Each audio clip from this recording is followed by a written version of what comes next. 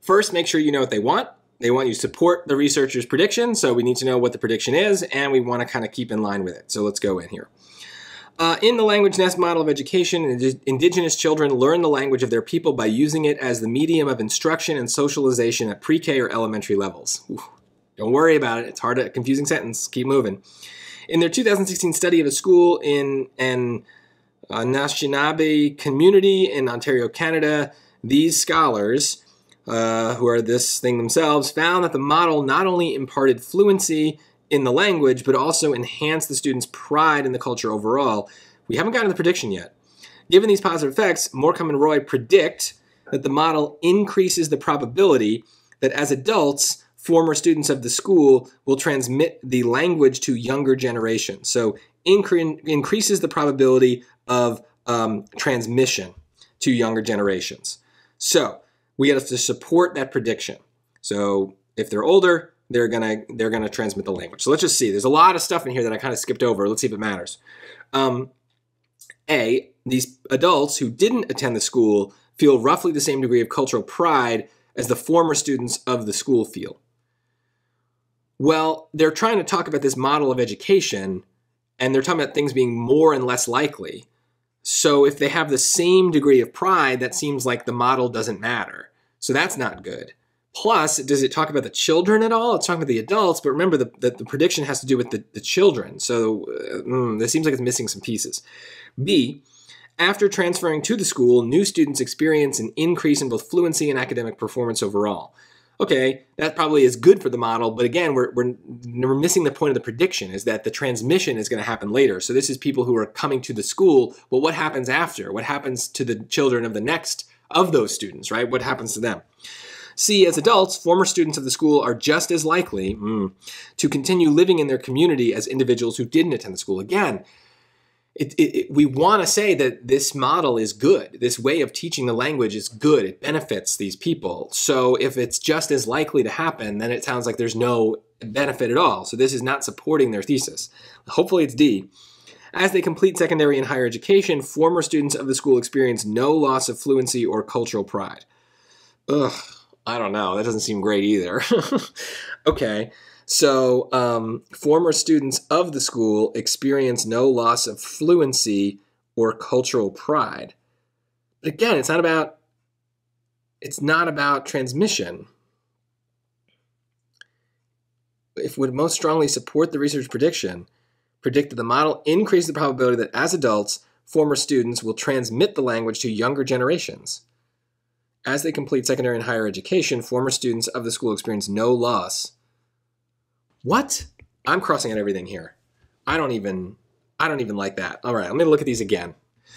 Ugh, I hate when this happens. It happens, so this is why I keep these videos in here when I kind of mess up a little, is you should know, even the experts have trouble with questions, so don't feel bad when you do. Let me look at these again. So the prediction is clear. Morecambe and Roy predict the model increases the probability that as adults, former students of the school will transmit the language to younger generations in their community. That seems pretty clear. So we need to support their prediction? Okay. Let me go back to these positive effects. What are the positive effects?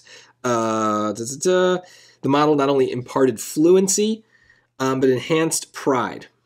Okay. Choice A. Adults who didn't attend the school feel roughly the same. No, this is definitely wrong. If they're saying it's better, anything that says that there's no difference is going to be wrong. So A is wrong, and that gets back to C as being wrong, right? Adults, former students of the school are just as likely to continue living. No. The point is that there's a difference. This model helps. So if there's no difference, then that's not going to support the prediction. Looking at B, after transferring to the school, new students experience an increase in both fluency and academic performance overall. So that's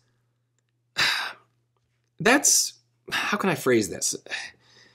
So fluency, performance, that's good. But after transferring to the school, this is about how the school affects them now, right? But the prediction is about later, right? As adults, former students will transmit the school to younger generations. So this is about later. This seems about now. Right now, going to the school helps. D, as they complete secondary and higher education, so later, after they've done this school, former students of the school, later, experience no loss of fluency or cultural pride. It has to be this, because it's about the right thing, but this is a tough one because that is not what the prediction is saying, unless I'm missing something obvious here, right? The prediction is very clearly transmitting it to younger generations. So I guess if they're former students and they still feel pride and have fluency in the language, then even later than that, they will transmit the language. But that's not what choice D says. So I don't like this question. I think this falls short of accomplishing the goal that is in the question. I don't think this is a good answer, but it's the only one that works, and it is the answer. Choice D is right. But notice how I did that, right? I didn't like anything to start, but I didn't just pick D because it was the only thing left, right? Don't ever do that, right? Sometimes you eliminate the right answer and it's choice A, right? So you got to be careful. But after I went through again, and I really looked for I looked for a dumber way to think about it, right? Notice, my problem at first was my idea about the prediction was too specific. So I dumbed it down. I made it, okay, just about time, right? Now versus later, a very simple concept. And that concept allowed me to see a difference between choices B and D that I didn't see before. And it allowed me to be more okay with picking choice D because I'm like, all right, well, it's about this. It's about what happens in the future. Choice D is about what happens in the future. It's the only one that does that, so it must be right. So this is why, like, the problem that most of you have is when you're confused or when you hit, like, you get rid of every answer like I did, you reread and you try to get more detail and you try to get more specific about things. But it's not always the right way to go about it. Usually it's if you can simplify it, you're more likely to see those differences that get buried. So hopefully this is a good learning experience. It was definitely a great question. I still think, or a great question to teach, but I still think it's not a well-written question. I just don't think choice D does what the prediction says. Unless I'm missing something, feel free to comment if you think I'm missing something obvious, but this just feels like it doesn't fully support the prediction. The prediction is about what's going to happen to future generations. This is not about future generations anyway. So SAT, I think you messed up here. This question is not well put together.